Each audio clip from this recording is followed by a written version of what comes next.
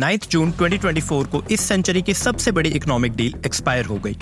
75 सालों से यूएसए और सऊदी अरेबिया के बीच चल रहा पेट्रो डॉलर एग्रीमेंट फाइनली खत्म हो गया। इस वीडियो में हम डिटेल में समझेंगे कि दो देशों के बीच खत्म हुए इस एग्रीमेंट से ग्लोबल इकोनॉमिक्स पे क्या इम्पैक्ट होगा। जनरली जब हम ग्लोबल ट्रेड की बात करते हैं तो ज्यादातर लोग कमोडिटीज का जिक्र करते हैं, जैसे कि gold, silver, wheat and so on. पर एक कमोडिटी जो पूरी दुनिया के ट्रेडिंग सेटअप को डोमिनेट करती है वो है ऑयल। और ऑयल की इसी इंपॉर्टेंस की वजह से petro dollar system has been at the core of global finance. इसलिए जब भी लोग इंटरनेशनल ट्रेड की बात करते हैं तो यूएस डॉलर की इन्वॉल्वमेंट का जिक्र हमेशा रहता है। पर यूएस डॉलर की डोमिनेंस हमेशा से ऐसी नहीं थी। 1720 से 1815 के बीच फ्रेंच लीवरा को सबसे डोमिनेंट करेंसी माना जाता था, क्योंकि इस दौरान फ्रेंच करेंसी को सारी दुनिया के सेंट्रल बैंक्स यूज करते थे अपने फॉरेन एक्सचेंज रिजर्व्स के लिए। उसके बाद 1815 से 1920 तक ब्रिटिश पाउंड की डोमिनेंस बढ़ी और ग्लोबल ट्रेड में ब्रिटिश पाउंड का दबदबा हो गया। After this world war 2 happened and it changed everything. War खत्म होने के बाद यूएसए इकलौती सुपर पावर कंट्री थी जो स्टेबल थी, and they were a threat to everyone with their atomic bombs. World war के बाद यूएसए ने पेट्रो डॉलर एग्रीमेंट इंप्लीमेंट करके सारी दुनिया को मजबूर कर दिया यूएस डॉलर को यूज करने के लिए as their foreign exchange reserve. जब किसी कंट्री की करेंसी को रिजर्व स्टेटस मिलता है तो उस कंट्री को दो बड़े बेनिफिट्स मिलते हैं। पहला है इकोनॉमिक स्टेबिलिटी। अगर मल्टीपल कंट्रीज ट्रेड करना चाहती हैं तो उन्हें एक कॉमन करेंसी चाहिए जिसकी वैल्यू पे ट्रेडिंग हो पाए, एंड इसी स्टेबिलिटी की वजह से इंटरनेशनल ट्रेड स्मूथली ऑपरेट करता है। दूसरा बेनिफिट है वैल्यू एप्रिसिएशन जब भी एसेट्स की वैल्यू में इंक्रीज आता है, जैसे कि ट्रेजरी बॉन्ड्स। ट्रेजरी बॉन्ड्स को सबसे सेफ एसेट माना जाता है। यूएसए के पास ये स्टेबिलिटी फैक्टर होने की वजह से सारे देश अपनी वेल्थ यूएसए में ही इन्वेस्ट करते हैं सो दैट वो इन्फ्लेशन को बीट कर सके। जापान, चाइना और यूके ये तीनों मिलकर लगभग 7 से 8 ट्रिलियन डॉलर्स के एसेट्स होल्ड करते हैं through foreign exchange reserves. But USA इतने से ही सेटिस्फाइड नहीं होने वाला था। इन दोनों बेनिफिट्स के अलावा यूएसए ने सीक्रेटली अपने लिए एक और बेनिफिट फॉर्मुलेट किया, that was the ability to control the world's energy. President after president USA अपने बिजनेस टाइज सऊदी अरेबिया के साथ स्ट्रॉन्ग करता गया सो दैट वो वर्ल्ड वाइड हो रहे ऑयल ट्रेड को फुल्ली कंट्रोल कर सके। 1971 में यूएसए बहुत सारी फाइनेंशियल प्रॉब्लम से जूझ रहा था। उसके ऊपर वियतनाम वॉर उनकी फाइनेंशियल स्टेबिलिटी को बहुत नुकसान पहुंचा रही थी।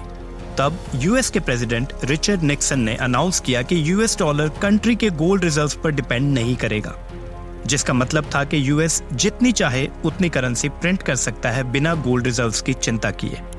और इस चेंज को इम्प्लीमेंट करने में बहुत बड़ा रोल था पेट्रो डॉलर एग्रीमेंट का। प्रेसिडेंट निक्सन ने अपने national security advisor Henry Kissinger को सऊदी अरेबिया भेजा एक सीक्रेट मीटिंग के लिए। ये मीटिंग एक बैटल शिप पे हुई जिसका नाम था USS Quincy. USA had to make sure that no other country was aware of this meeting.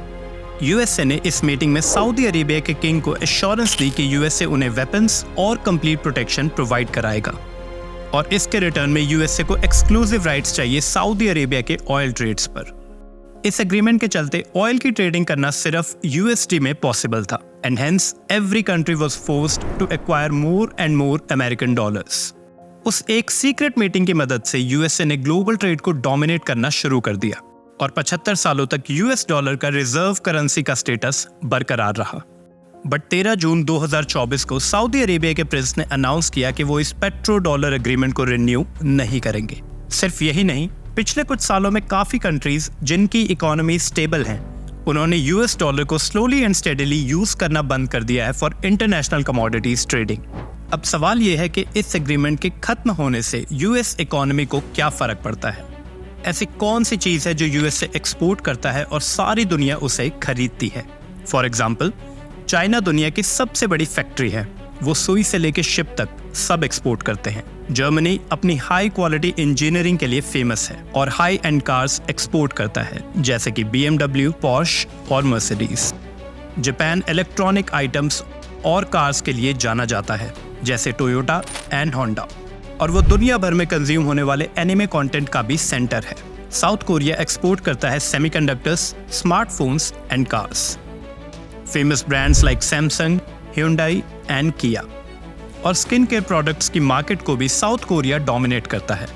Saudi Arabia जो दुनिया भर में एक्सपोर्ट होने वाले क्रूड ऑयल की मार्केट को रूल करता है, whereas India is a major exporter of software services, tech and pharmaceuticals। और फाइनली USA, अमेरिका हब है दुनिया की सबसे बड़ी टेक कंपनीज का।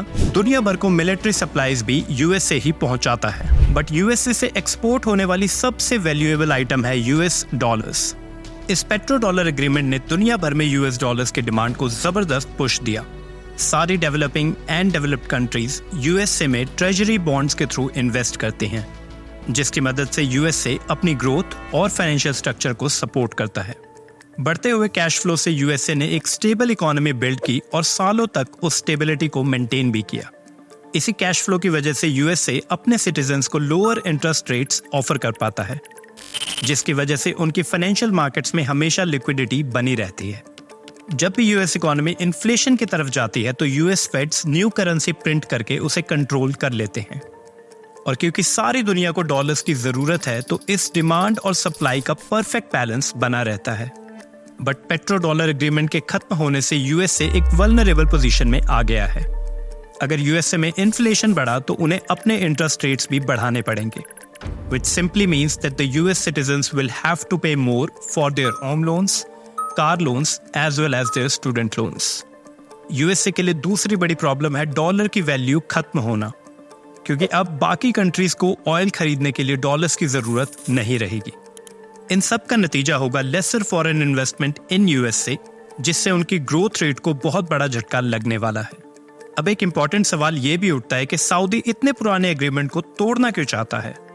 इस बदलाव का सबसे बड़ा रीजन है सऊदी अरेबिया की alliance with the BRICS countries, Brazil, Russia, India, China and South Africa.